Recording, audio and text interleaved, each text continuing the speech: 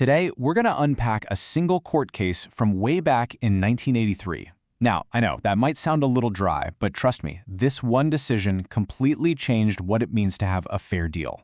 It basically created a legal shield that protects all of us, even now. I mean, that's a huge question, right? It really gets to the heart of what justice is. We all kind of feel like a deal's a deal. But what happens when the playing field is so incredibly tilted that one side never ever really had a fair shot? Well, a powerful answer to that question comes from this one specific case.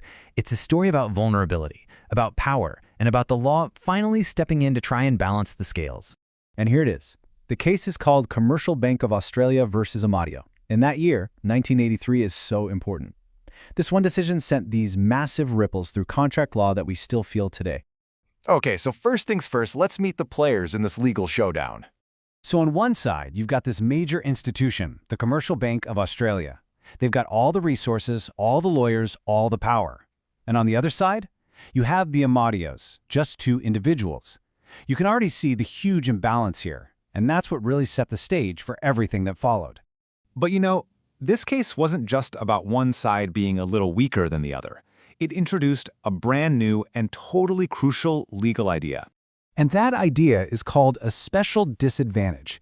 This isn't just about not knowing all the facts. It's about a specific vulnerability that messes with your ability to act in your own best interest. For the Amadios, this was a combination of things: their age, their limited English, and the fact they thought they were just guaranteeing a small loan for their son's business, which they believed was thriving. In reality, the business was failing, and the guarantee they signed was unlimited. And this is such a key distinction to make. Look, the law generally isn't going to save you from making a bad business decision. But it draws a very clear line when one person has a special disadvantage that makes them basically unable to protect themselves. So the court wasn't just trying to fix one bad deal.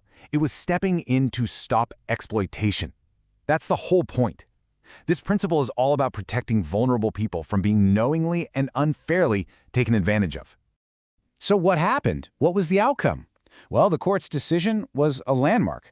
It wasn't just a win for the Amadio family. It actually forged a new legal shield for everyone.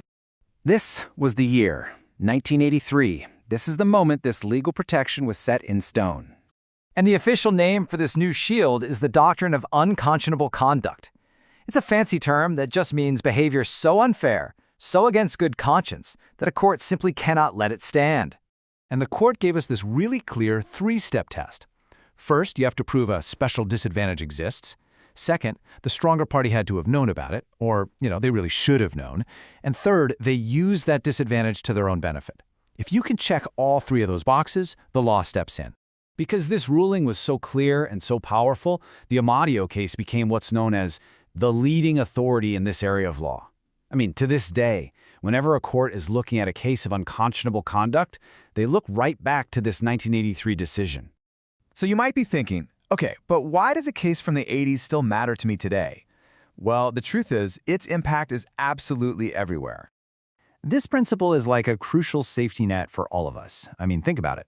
When you sign a phone contract, or you take out a loan, or pretty much any deal you make with a big company, the spirit of the Amadio decision is right there, working to make sure that power imbalance isn't exploited. What this case really says, at its heart, is something profound. It's the law recognizing that for a contract to be real, for there to be a true agreement, you have to start with a playing field that's at least somewhat level. And that, right there, is the big takeaway.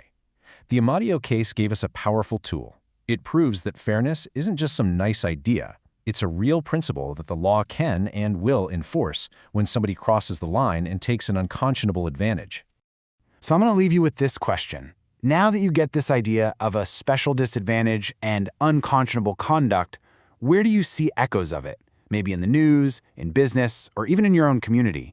It's a lens that, once you start looking through it, you'll start seeing the world just a little bit differently.